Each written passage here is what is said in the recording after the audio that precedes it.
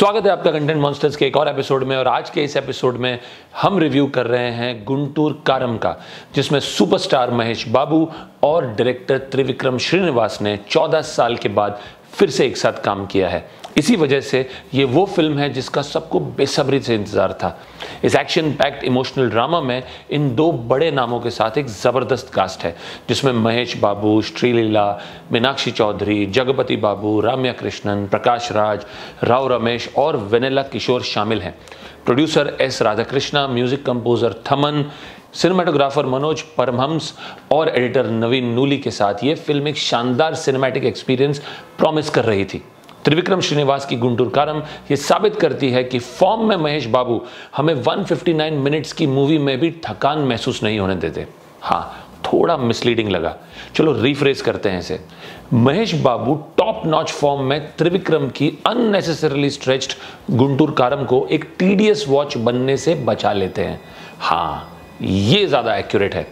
पिछले महीने की संक्रांति या पोंगल सीजन की सबसे बड़ी और मोस्ट एंटिसिपेटेड फिल्म गुंटूर कारम बेसिकली टॉलीवुड के सुपरस्टार और उनकी जुड़ी हर चीज का सेलिब्रेशन है। त्रिविक्रम ने महेश बाबू को बिल्कुल फ्रंट और सेंटर रखा हुआ है, कभी भी ऑडियंस को उन्हें मिस करने का मौका ही नहीं दिया है। फिल्म एक फ्लैशबैक के साथ शुरू होती है, जिसमें रामन्ना, जिसका रोल महेश बाबू निभा रहे हैं, उनके बचपन का एक डार्क चैप्टर अनवील होता है, जिसमें उनके पिता सत्यम, एक्टर जयराम, मर्डर के लिए जेल चले जाते हैं और उसकी मां वसुंधरा, एक्ट्रेस रम्या कृष्णन, उसे छोड़ देती है। जब रामन्ना अपने पैटर्नल फैमिली के साथ गुंटूर में बड़ा होता है, उसकी मां हैदराबाद लौट जाती है। अपने पिता वेंकट स्वामी, प्रकाश राज के कहने पर पॉलिटिक्स में एंटर होती है और इवेंचुअली लॉ मिनिस्टर बन जाती है। प्रकाश राज वेंकट स्वामी का रोल प्ले कर रहे हैं, जो कि एक पॉलिटिशियन है। सालों बाद रामन्ना अब चिली बिजनेस में सेट हो चुका होता है, गुंटूर में एक बहुत बड़े वेयरहाउस को मैनेज करता है। सत्यम, उसका पिता, अपनी सेंटेंस सर्व करने के बाद अपने रूम में ही कन्फाइंड रहता है, बाहर की दुनिया से मिनिमल कॉन्टैक्ट के साथ। इस बीच वसुंधरा की फैमिली रामन्ना से एक एग्रीमेंट पर सिग्नेचर चाहती है, जिसे वो अपनी मां के साथ अपने सारे टाइज कट कर दे।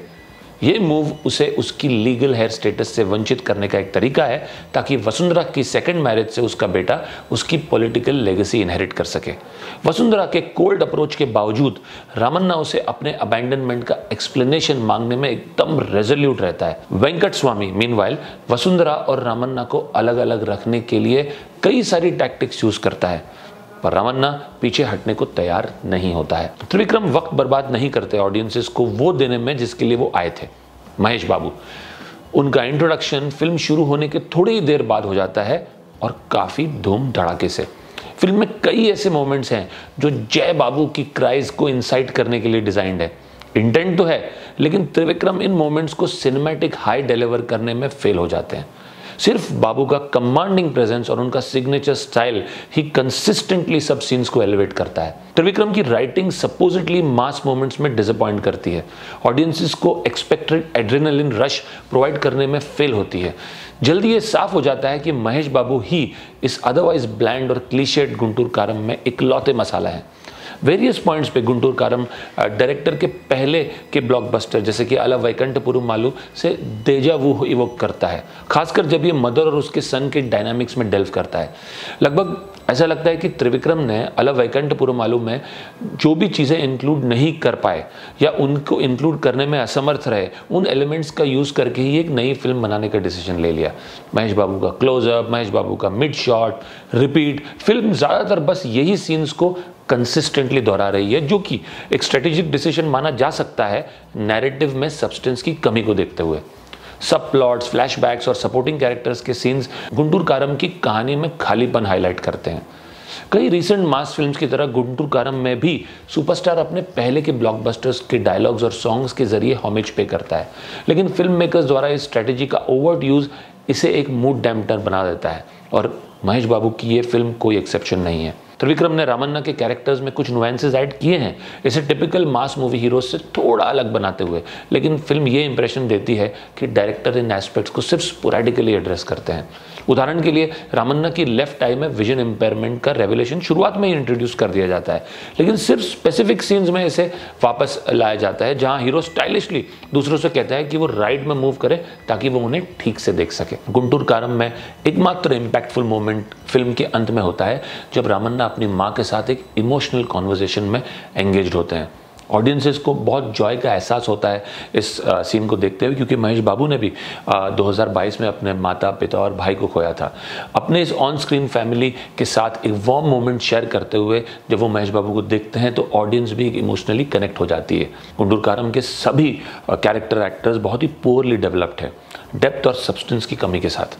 रामन्ना के इमोशंस भी थोड़े इनएडिक्वेटली एक्सप्लोर्ड है, जबकि वसुंधरा एक डेरिवेटिव ब्लेंड लगती है टब्बू के यशोदा की, जो वैकुंठपुरम मालू में थी, या रामिया की ही राजमाता शिवगामी देवी की, जो बाहुबली की फ्रेंचाइज में थी। एक यूनिक कैरेक्टर बनने के बजाय वो ग्लिम्स लगती है इन्हीं कैरेक्टर्स की। एंसेम्बल कास्ट में भी सत्यम और वेंकट स्वामी से लेकर रामन्ना की आंट बुजी, जिसका रोल ऐसावरी राव प्ले कर रही है, या उनकी कजन राजी मीनाक्षी चौधरी तक मास एक्शन फिल्म्स में देखे गए टिपिकल कैरेक्टर एक्टर्स की तरह लास्टिंग इंप्रेशंस नहीं दे पाते या नहीं छोड़ पाते। फीमेल लीड अमूल्य, जो श्रीलीला प्ले कर रही है, रामन्ना का लव इंटरेस्ट, सबसे ज्यादा पुअरली डेवलप्ड कैरेक्टर है और सिर्फ एक गुड लुकिंग वुमन के रूप में रिड्यूस हो जाती है, जिसे हीरो फ्रीक्वेंटली ऑब्जेक्टिफाई करता है प्यार के गाइज में।